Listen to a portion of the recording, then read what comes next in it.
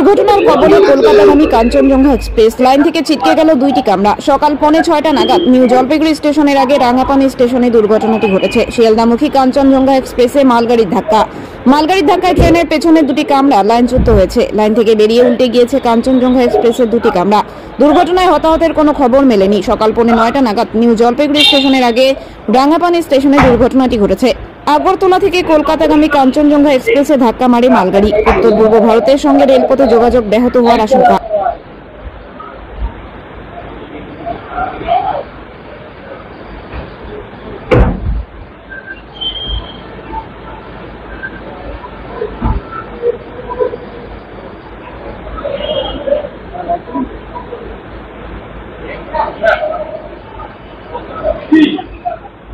বারবার ধরে এখন না, আমি সকাল 9টা থেকে আমার মনে হয় গভর্নমেন্ট অফ ইন্ডিয়া যখন খবরও পাইনি তখন থেকে আমাদের অ্যাডমিনিস্ট্রেশন যথেষ্ট অ্যালার্ট ছিল এবং সকাল 9টা থেকে আমি নিজে মনিটরিং করেছি যতক্ষণ পর্যন্ত টোটাল রেস্কিউ অপারেশন ওভার না হচ্ছে, মানে যতক্ষণ পর্যন্ত টোটাল রেস্কিউ অপারেশন ওভার না হয়েছে ততক্ষণ পর্যন্ত সকাল 9টা থেকে আমাদের পুরো অ্যাডমিনিস্ট্রেশন, চিফ সেক্রেটারি থেকে শুরু করে ডিএম থেকে শুরু করে পুলিশ থেকে শুরু করে আমরা সঙ্গে সঙ্গে স্পটে অ্যাম্বুলেন্স পাঠাই, মেডিকেল হসপিটালে ডাক্তারদের পাঠাই, মেডিকেল কলেজে ভর্তির ব্যবস্থা করি, ডেড বডি রেস্কিউ করি এবং ডিজাস্টার টিম পাঠাই। টোটালটাই আমরা করি। তারপরে আফটার অপারেশন আমি সকাল থেকেই চেষ্টা করছি ফ্লাইটের, কিন্তু ফ্লাইট পাইনি। আমি এত দুর্দশা ফ্লাইটের এটা জানতাম না যে একটা নর্থ বেঙ্গলে যেতে গেলে 12:40 ফ্লাইট সকালে বুক হয়ে গেছে, তারপর মাঝে একটা ফ্লাইটও নেই, অথচ আমরা ফুয়েল চার্জ ফ্রি করে দিয়েছিলাম। এবার আমি ভাববো তার কারণ হচ্ছে গ্রোথ নাম্বার 1 থাকবে, আমাদের এখান থেকে ফ্লাইটে সব তেল নেবে বিনা পয়সায়, সারা ভারতবর্ষ সারা পৃথিবী ঘুরে বেড়াবে, আর কলকাতার ফ্লাইটগুলো তুলে নেবে, নর্থ বেঙ্গল যাওয়ার ফ্লাইট তুলে নেবে, একটা যাতায়াতের পর্যন্ত জায়গা নেই। আর আমাদের সরকারে যেটা আমরা জয়েন্ট ভেঞ্চারে চালাই সেটাও আমাদের না বলে চলে গেছে বাইরে, নেই, কেউ নেই। সুতরাং অনেক চেষ্টা করার পরে আমরা বেলা 12টা নাগাদ ইন্ডিগোতে বুক করি এবং সেখানেও আরেকটা মিস ইনফরমেশন আমাদের দেওয়া হয়েছিল, এয়ার ইন্ডিয়া আছে, পরে বলেছে বলো টিকিট পাওয়া যাচ্ছে না। আমি জানি না কি চলছে দেশে। অ্যাডমিনিস্ট্রেশনটা যদি এত ল্যাক অফ নেগলিজেন্স, এত ল্যাক অফ নিউসেন্স হয়, নিউসেন্স মিনস নেগলিজেন্স।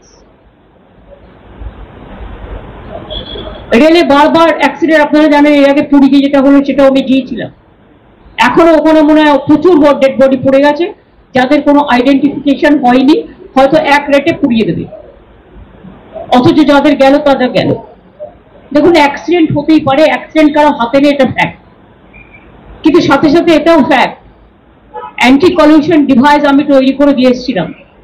এই যত দেখছেন কলকাতা মেট্রো থেকে শুরু করে, বেহালা থেকে শুরু করে যত নতুন মেট্রো, যত এবার এই যে গঙ্গা কি যেন বন্দে গঙ্গা টঙ্গার কিসব নাম নিয়ে যেন চালাচ্ছে বন্দে ভারত, এটা দুরন্ত একমাত্র স্পিড আপ হয়েছিল আফটার রাজধানী। সেটা কোথায় আমি জানি না, হয়তো সেটাকেই নকল করে একটা যেটুকু না করেছে তার থেকে বেশি ভাড়া বাড়িয়েছে।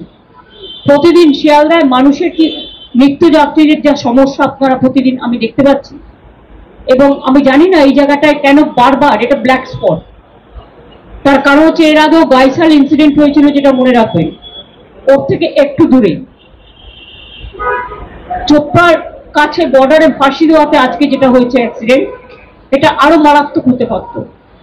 একটা ট্রেন এসে যখন আর একটা ট্রেনকে ধাক্কা মারে তখন ঠিক থাকে না একটা বডি কোলাপস হবে না 10টা কোচ, ইট ডিপেন্ডস অন। সুতরাং তাও 70-80 জন আহত, এখনো 20 জন ক্রিটিক্যাল আছে। আমি যেহেতু কোনো যাতায়াতের ব্যবস্থা ছিল না, চেষ্টা করা সত্ত্বেও সেই জন্য দেরি হলো, কিন্তু আমি অপারেশনটা টোটাল করে দিয়েছি। আমি এখান থেকে নর্থ বেঙ্গল মেডিকেল কলেজে যাব। চোপড়ায় যেখানে সব কাজ হয়ে গেছে, নতুন করে আমি আর যাচ্ছি না। আমি সকালবেলায় ওখানকার এমএলএ হামিদুলকে ফোন করেছিলাম, ওদের আজকে বকরি ঈদ আছে, আমি বড়কে জানিয়েছি, সঙ্গে সঙ্গে স্পটে যেতেও বলেছিলাম, ও নিশ্চয়ই টেক কেয়ার করেছে, বাদ বাকি প্রশাসনও করেছে। আমি নর্থ বেঙ্গল মেডিকেল কলেজটা করব, করে আমি তারপরে রাতে আমি শিলিগুড়িতে নিশ্চয়ই থাকছি না, কারণ আমি একটু কুচবিহার চলে যাবো ডাইরেক্ট, কারণ কালকে আমার দুটো কাজ আছে, আমি ওটা করে তারপরে আবার কাল সন্ধ্যের পরে ফিরে আসবো। এইটুকু প্রোগ্রাম।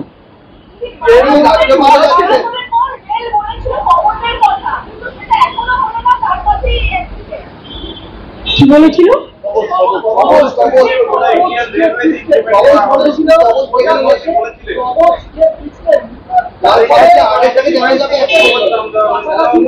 এই শুনুন, অ্যান্টি কলিউশন ডিভাইস নামটাই অ্যান্টি কলিউশন ডিভাইস, ওরা কিসের কি নাম দেবে তা আমার দেখার দরকার নেই।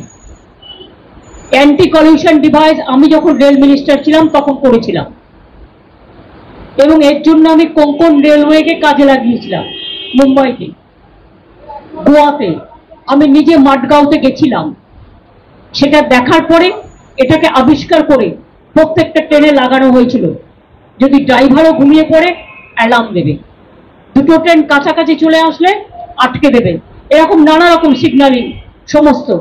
সুতরাং ওরা ওদের ভাষায় প্রত্যেকটা জিনিস, ভাতটাকে এখন কেউ ভাত বলবে, কেউ রাইস বলবে, কেউ চাল বলবে, কেউ আবার আরো কিছু নতুন ভাষা যুক্ত করতে পারে, সেটা তো আপনার নিজের ব্যাপার।